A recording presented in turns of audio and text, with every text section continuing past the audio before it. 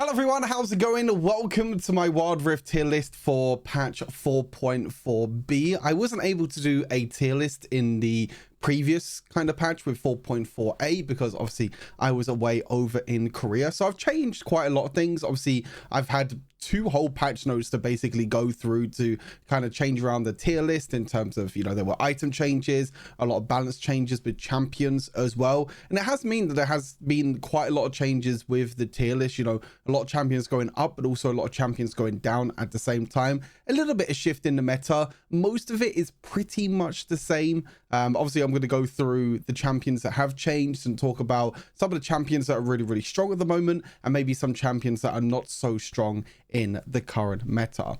First up is the Baron lane. Baron lane is one of the roles that hasn't really changed too much, to be honest with you. There are a few champions that have moved up and down. Obviously, in the S plus tier at the moment, we still have the same pretty much bunch of champions that are insanely strong. Depending on the sort of playstyle that you want to play in the Baron lane, you could play any of these champions in the S plus tier. You want to go for them split push bruisers. You could play champions like Jax, Fiora, Camille. You want to play a tank. You want to play easy to play champions. You can go for something like Ornn or Garen. Or you want to play them AP sort of assassins in a way. You can go for a Kali or even someone like Gwen, who is also extremely powerful at the moment. All these champions are very, very strong in different ways. Like I said, kind of depends on your playstyle. Just below that in the S tier, all these champions also work very, very well.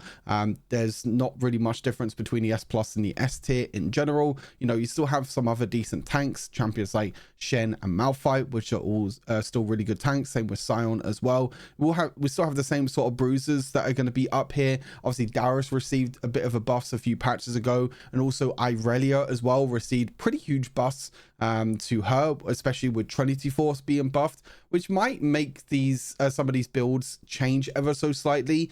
Champions like Fiora now probably want to build Trinity Force instead. Jax, I can still see now building Trinity Force because of the buffs. Champions like Irelia as well, who was already really good with Trinity Force. Obviously, pretty insane buff for her as well. So there are a lot of champions that have gotten changes with the item buffs, not only with buffs to the champions themselves, but obviously Irelia is one of them champions that got buffed herself. Riven as well, another champion that also got buffed. Renekton got buffed as well. I don't think Renekton is still enough to go into the S plus tier.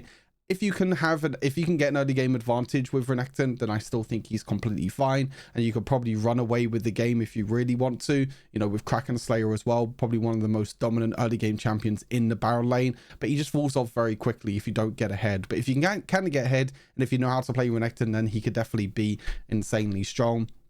Obviously, Jace is still here as well with First Strike, still a very strong champion.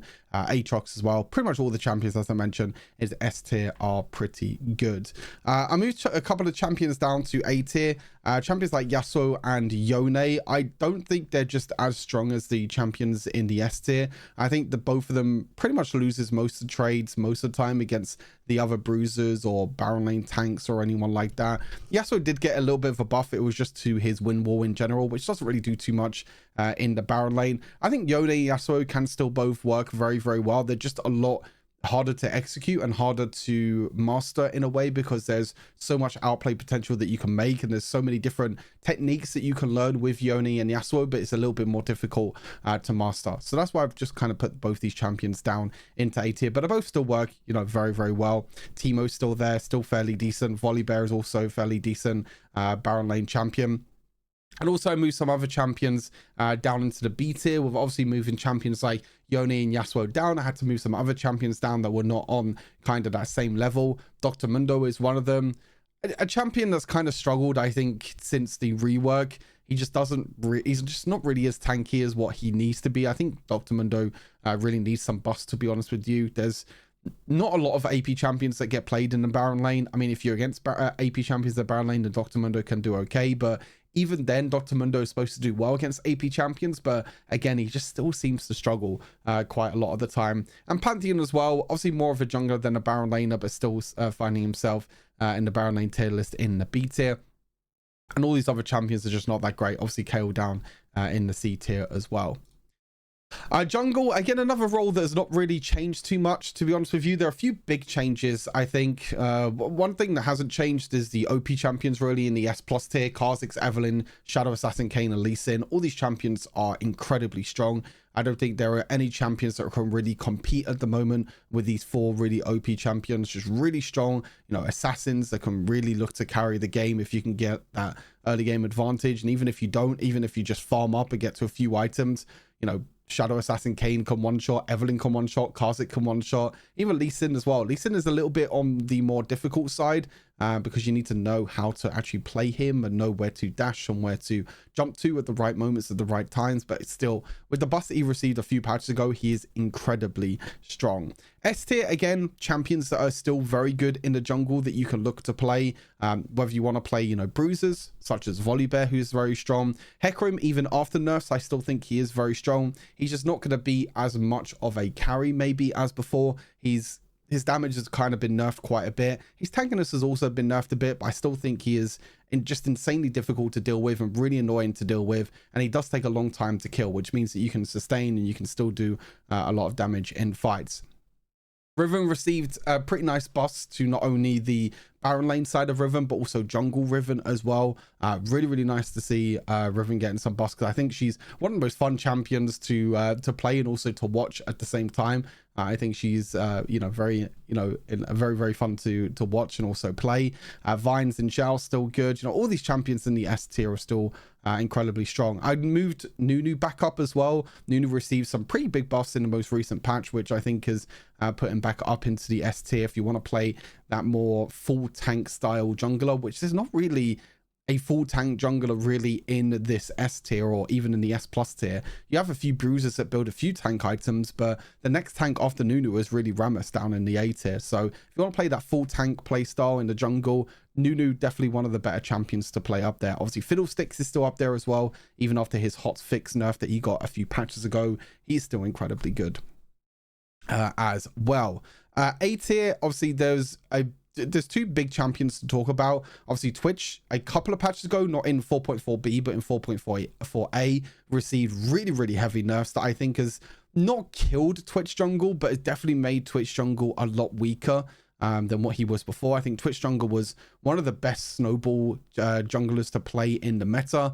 You could just gank at level 2 and just just get really far ahead, especially with the items as well. But with nerfs to Runa's Hurricane, with nerfs to Twitch himself, he's definitely fallen down. He's still viable in the jungle. You can still probably play him in the jungle, but he's just not as good as maybe someone, someone in the S tier, for example. He's still going to be annoying to deal with, but he's just not as great. And Darius as well also received some pretty nice buffs to Baron lane, but also it's kind of buffed his jungle at the same time with the bleed damage over time. And also I believe one of his other abilities also got buffed. I think it was his first ability or something. I can't remember exactly what changed for Darius, but it did also help him in the jungle, which means in the jungle he has moved back up to A tier as well. Most of these A tier champions you can still play in the jungle. I don't think none of them are bad champions at all. I think the jungle tier list kind of shows that there are a lot of good champions that you can play, and there's a lot of variety in the jungle, which is good for the current meta. Obviously you have all the broken champions, but there's a good variety that pretty much all the S and A tier champions you can play in different scenarios. You know, whether you want a one-shot assassin, whether you want a full tank, whether you want to play a bruiser or anyone like that. There are so many different styles of champions that you can play in the jungle, which is what makes, jungle quite good at the moment. And then you still have the B and C tier champions, which obviously they're not as good as maybe some of the others, but they're still, worth playing. You can still maybe play, pull up a Master Yi every now and again, or an Amumu, or even a Graves or someone like that. You could probably still, jump out and, finally come out with someone, a champion like that in the jungle. You might not have the same success, but you can still have a bit of fun with that one. Mid lane, a few changes here. I've moved some of the S plus tier champions down a tier. I moved Vladimir up into the S plus tier. This Vladimir champion is just absolutely disgusting. I think ever since the release, Vladimir has been incredibly strong. I kind of predicted him before, and I kind of kept him in the S tier for quite some time, but I think he's a champion now that's like a must pick or must ban. Same with Caston as well. I think both these AP assassins are just incredibly powerful in the mid lane. And the big thing about all these champions in the S plus tier right now is mobility. All of them have some sort of mobility, whether it's a Carly with turning invisible and also using her ultimate for her mobility, Zoe being able to jump forward and just do a lot of damage and being able to basically you pick up every summoner spell in existence and use that to help her out. Kassadin with his ultimate, being able to jump around, and Vladimir with his pull and insane amount of movement speed with phase rush and also cosmic drive. So mobility is really the name of the game at the moment with mid lane champions, because it just makes you so slippery and so difficult to deal with against other AP mages or even against other champions in general, because there's a lot of crowd control in the game that you need to dodge. There's a lot of ways in which the enemies can deal with you, but with so many different ways that you can, move around to be super mobile with these champions, that's what makes them really a step above the rest at the moment, in my opinion. But S tier, still champions that you can play. I don't think any of these champions are bad at all. Obviously, like I said, some of the champions I moved down, like Ahri and Vex, for example. I still think Ahri and Vex are very, very good, but they're just not as broken, in my opinion, not as strong as these, 4 champions sitting in S+ tier. These champions are just a step above the rest, in my opinion. Irelia, I've moved back up into S tier, obviously with the buffs that happened to Irelia. I feel like in the mid lane, if you maybe pick Kraken Slayer in the mid lane, that is one of the situational runes that you can run. You could definitely take advantage of these squishy mages in the early game.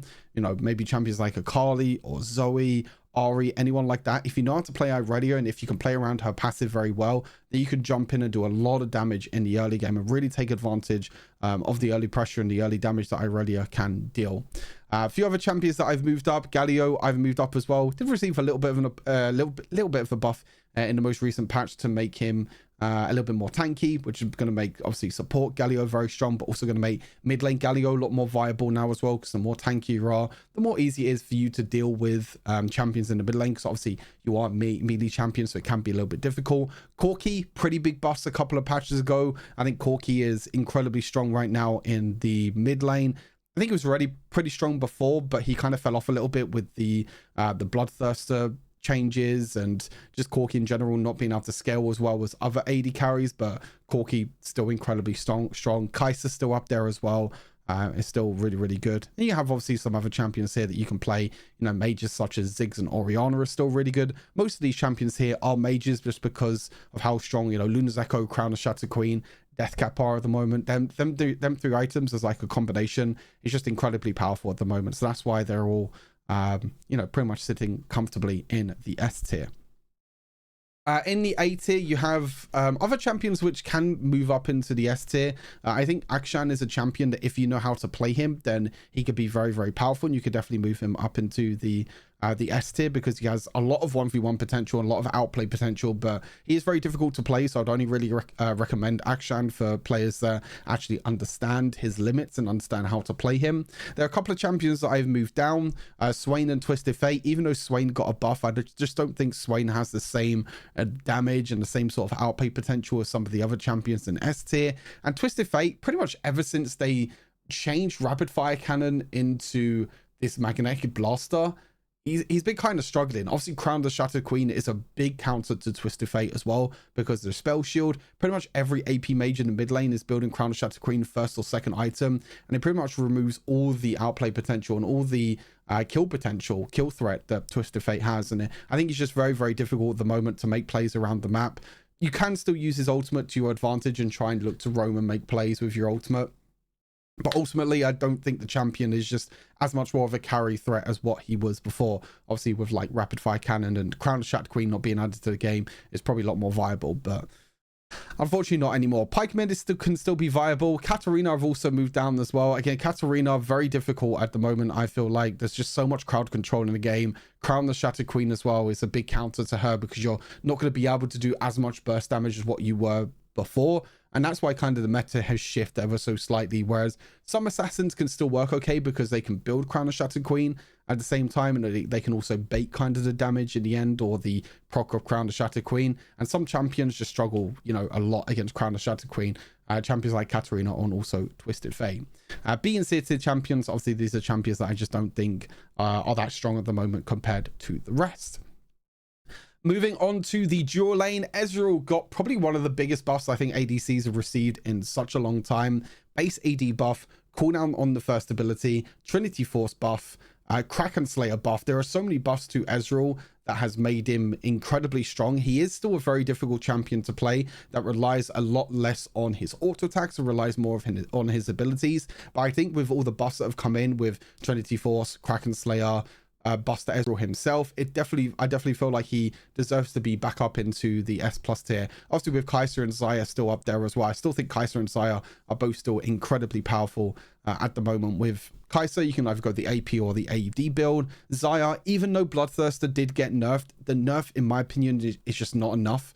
They actually nerfed Bloodthirster, but they made the build path a lot more viable now. So it's kind of like a buff and a nerf, even though it's not really a buff with the build path. But I think with the build path being able to build from an extra longsword now, so you can build that maybe in the early game and not have to go towards the early crit. You can go for more early attack damage. That will just help champions a little bit more in the early game. And I think Bloodthirster is still an incredible item. S tier as well, pretty much all the champions are staying the same. SIVIR I put into the S tier. I don't think SIVIR is like broken by no stretch of the imagination. I think that she's very strong. Her early game, as expected, is fairly weak. She's okay that she can, you know, clear waves. She can basically just AFK and just clear waves pretty much constantly throughout the entire game. Once you get to 2 or 3 items, she can be insanely strong, especially in team fights with her ultimate on the hunt with her movement speed. Given your whole team movement speed is very underrated. It's basically like giving your whole team the glorious enchant from the boots. Imagine your whole team has that basically for free. So I think that just really helps and impacts team fights a lot. She does do a lot of damage as well. She does do a lot of single target damage. Obviously, she has the auto attack reset as well with Ricochet, and she can do a lot of AoE damage if she can bounce the Ricochet off of multiple enemy champions. But again, I don't think she's like insanely broken that she needs a nerf or anything. I think she's in a pretty decent spot. Maybe a little bit of a nerf here and there, to be fair. I mean, maybe sort of her I think her Ricochet damage actually does quite a lot when it bounces off of minions first onto enemy champions, and it can be a little bit difficult to deal with. But I think overall, I think SIVIR is, you know, pretty decent. I think she's in a pretty okay spot. Jinx received some nerfs, but I still think Jinx is still incredibly well. And then all the other champions in S tier, again, in my opinion, still incredibly strong. Champions like Tristana, Caitlyn with their range is still really good. Zeri, even though they did nerf Hurricane quite a bit and it was one of her best items, I still think she's very strong. She could just go for another build path instead. Varus as well, also still really, really good. A tier, I've moved some champions down into the A tier that are just not as strong at the moment. Lucian, even though Kraken Slayer did get buffed, Lucian again is a champion that just doesn't really scale as well. You know, you look at all the champions in the S tier, they're some of the best scaling champions. They can really carry when it comes to mid and late game 3 or 4 items. Lucian doesn't have that same impact. He probably has one of the best early games with Draven being 2 of the best early game champions in the game. But if you don't get a lead and if you're even on gold against the enemy AD carry, and that enemy AD carries any one of these AD carries in S+ and S tier, Lucian just gets outscaled, and your damage output in the late game is nowhere near as high as any of the other ones. So that's why I moved Lucian down. Samira, obviously a little bit more difficult to play. Most of these champions in the A tier are a little bit more difficult to play compared to others. You know, Draven, Neela, Samira, and also Vayne.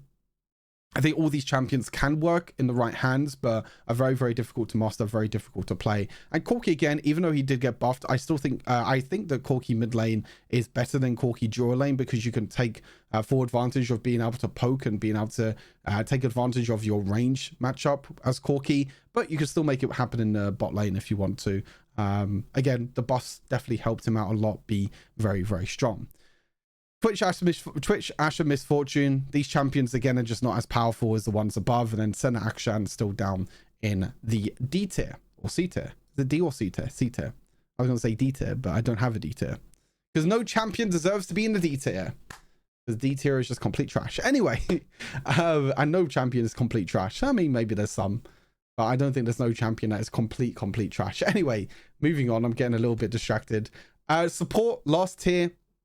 Again, a little few changes with the support tier list. Most of the champions in the S+ tier have stayed the same. Yumi, even after nerfs, is still very powerful. Soraka is still very strong.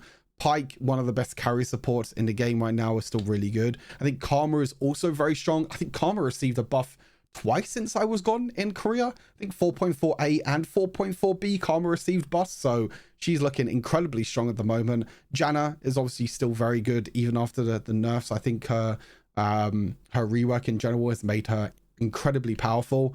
That does mean that Lulu has moved down into S tier. I think the nerfs that Lulu received were pretty good because it makes her a lot more vulnerable now.